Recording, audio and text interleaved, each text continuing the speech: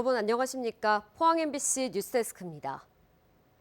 요즘 세계 경제의 화두는 단연 AI입니다. 산업 고도화의 핵심 인프라가 AI 데이터 센터인데 포항시는 마침 비어있는 광명 일반산업단지에 전국에서 가장 빠르게 오는 3월 데이터 센터를 착공합니다. 이어 블루밸리 국가산단을 AI 산단으로 육성해 구미 경산과 AI 삼각벨트를 구축한다는 계획입니다. 김기영 기자가 보도합니다. 포항시 과장급 이상 간부 공무원들이 글로벌 AI 데이터 센터가 구축될 광명 일반산업단지에서 추진 상황을 점검하고 있습니다. 지난해 10월 대통령실에서 포항에 데이터 센터를 구축하겠다고 발표했고 해외 투자사 등이 2조 원을 투자합니다. 마침 이곳은 10만 제곱미터 규모의 페로실리콘 공장이 값싼 중국산에 밀려 사업을 접고 비어있던 곳, 게다가 바로 인접한 곳에 변전소가 있어 막대한 전력이 필요한 AI 데이터 센터가 들어서기엔 최적의 장소입니다. AI 데이터 센터는 무엇보다도 전력 공급이 아주 중요합니다. 이쪽 부지는 3, 4호 변전소가 바로 인근에 있어 전력 공급이 아주 용이하며 24시간 무중단 전력 공급이 가능한 부지입니다. 포항시는 내년 상반기 완공 및 운영을 목표로 16개 부서가 인허가 패스트트랙 지원 TF를 꾸려 전폭적인 지원에 나섭니다. 지곡 연구단지의 방사관 가속기와 포스텍, 한동대에서 시작된 스타트업 열풍, 지식산업이 속속 유치되고 있는 경제 자유구역이 AI를 든든히 받쳐주고 있습니다. 삼성 SDS 데이터 센터가 들어설 구미와 대학이 밀집한 경산이 인재 양성을 담당하면 경북은 대한민국 AI를 선도할 수 있습니다. 냉각수 또한 바다와 가깝기 때문에 굉장한 이점으로 꼽힐 수가 있습니다. 앞으로 이 AI 데이터 센터가 완공이 되고 하면은 우리 포항뿐만 아니라 구미, 경산과 연계해서 소위 AI 삼각벨트를 경북에 구상을 함으로써 철강에서 2차 전지로 산업 영역을 확장하고 바이오, 수소까지 거머쥔 포항. AI로 산업 지도를 계속 그려나가고 있습니다. MBC 뉴스 김기영입니다. 경상북도와 포항시는 오늘 포항시청에서 2차 전지 소재 기업인 CNP 신소재 테크놀로지와 투자 협약을 맺었습니다. CNP 신소재 테크놀로지는 오는 2030년까지 5천억 원을 투자해 영일만 4일반 산업단지 4만 5천여 제곱미터의 에너지 저장 장치 및 전기차용 LFP 양극재 생산 설비를 건설합니다. 포항시는 이번 투자를 계기로 포항의 2차 전지 소재 산업 경쟁력이 한층 강화될 것으로 기대하고 있습니다. 대구와 경북을 하나로 묶는 행정통합은 대구시장과 경북도지사가 야심차게 추진하다 흐지부지 되더니 결국 무산됐습니다. 신청서 위치 같은 민감한 사안에 대한 갈등 앞에 책임을 떠넘기며 손을 놨기 때문인데요. 이재명 대통령의 의지로 행정통합 재추진의 움직임이 나오지만 기대보다는 불신과 우려가 더 큰 게 현실입니다. 윤태호 기자가 보도합니다. 대구 경북 행정통합 논의는 지난 2019년 말로 거슬러 올라갑니다. 당시 권영진 대구시장과 이철우 경상북도 지사가 이구동성으로 행정통합을 외쳤고 2022년 지방선거에서 통합단체장을 뽑자며 밀어붙였습니다. 하지만 너무 성급하고 주민 의견 수렴이 필요하다는 반대 여론에 부딪혀 흐지부지 됐습니다. 2022년 홍준표 대구시장이 취임한 뒤 다시 불붙는 듯 했지만 2024년 8월 양적 통합만 고수하는 경상북도의 제안을 수용할 수 없다며 홍 시장이 돌연 무산을 선언합니다. 행정안전부가 중재에 나서 합의했지만 통합 신청사 위치와 관할 구역, 시민 동의 방식 등을 두고 이견을 좁히지 못해 결국 용두사미로 끝났습니다. 이재명 대통령의 최대 20조 원 인센티브로 다시 행정통합 논의가 재점화하는 모양새지만 무산에 무산을 거듭한 전례가 기대보다는 우려를 먼저 갖게 합니다. 시장과 도지사의 의지 부족과 무산시 책임 떠넘기기, 거기다 지역구 국회의원들이 지역 여론을 자기들 셈법에 유리하게 몰아간 게 불신을 불러온 가장 큰 이유라는 지적입니다. 여기는 워싱턴처럼 행정 중심으로 만들고 대구는 뉴욕처럼 경제 중심으로 가자. 어떤 시장님 오셔가지고 아예 안 하려고 하다가 갑자기 이분이 대구 중심으로 하겠다. 이러니까 경북에서 호응을 하다가 말이 되느냐. 홍준표 전 시장은 자신을 겨냥한 비판으로 여겨 자신의 SNS를 통해 행정통합이 무산된 책임은 자신이 아니라 미온적인 태도를 보인 이철우 지사한테 있다며 불만을 드러냈습니다. 지방선거를 앞둔 시점에 행정통합이 자칫 정치 이슈로 변질될 조짐도 보입니다.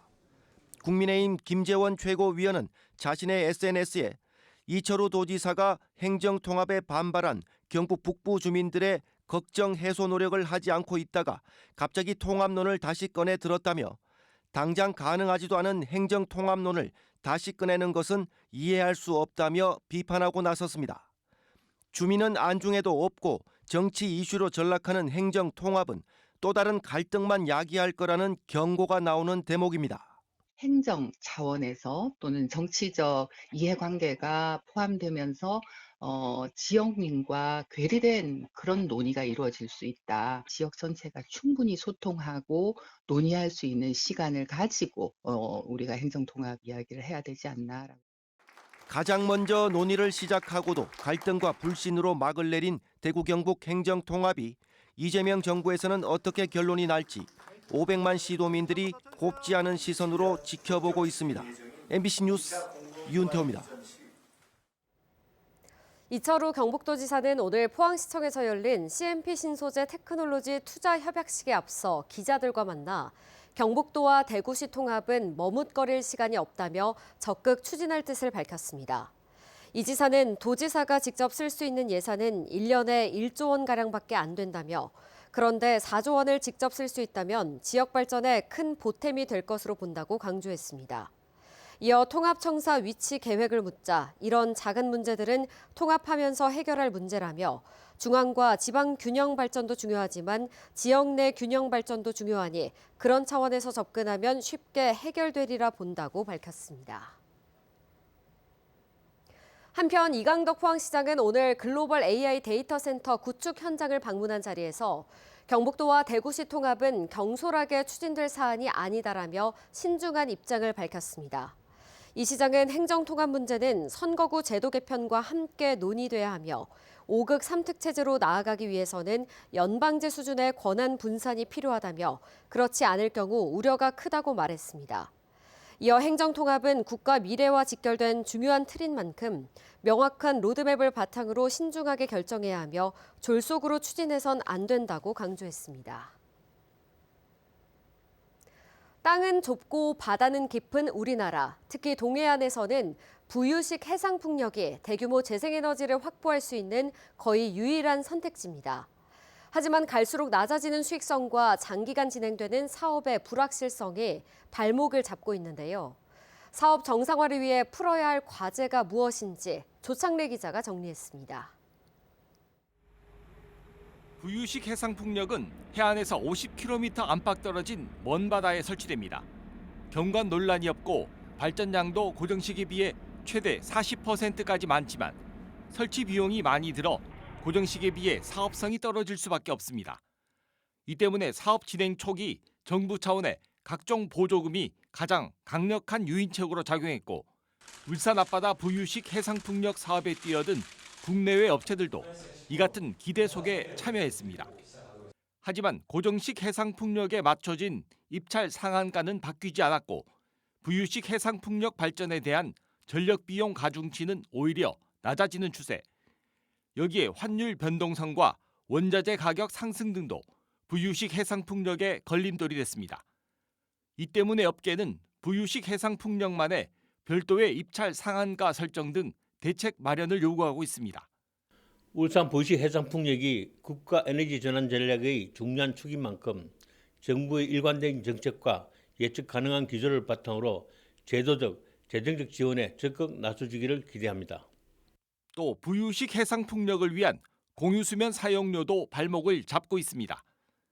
현재 공유수면 점 사용료는 인접 육지의 토지 공시지가를 기준으로 하는데 울산은 공시지가가 높은 공단이 최인접 토지여서 공유수면 점 사용료가 연간 몇백억에 달할 수 있습니다. 이런 가운데 울산 앞바다에서 추진되던 5개 부유식 해상풍력 사업 가운데 2개가 사실상 무산되자 울산시도 대책 마련에 분주합니다. 관련 업체들과 긴급 간담회를 갖고 정책적인 지원 방안 찾기에 나섰습니다.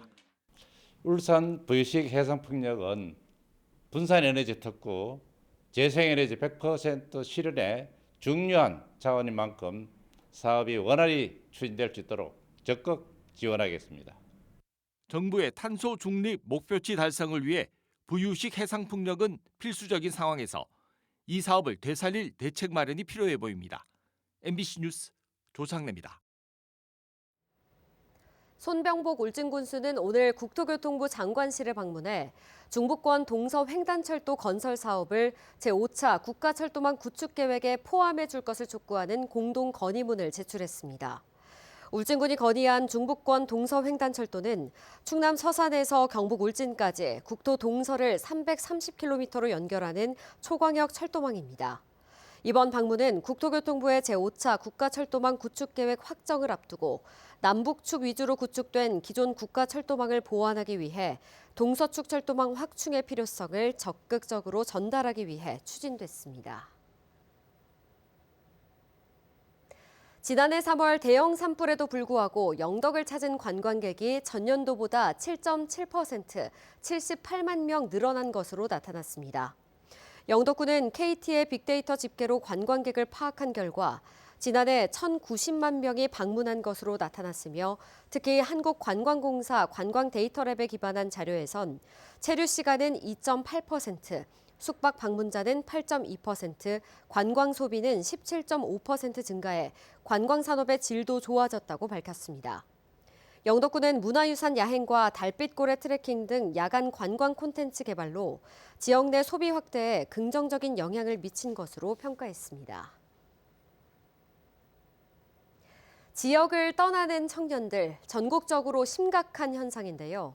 각종 지표들을 자세히 봤더니 특히 포항과 창원 같은 공업도시에서 남성보다 여성이 떠나는 경우가 훨씬 많았습니다.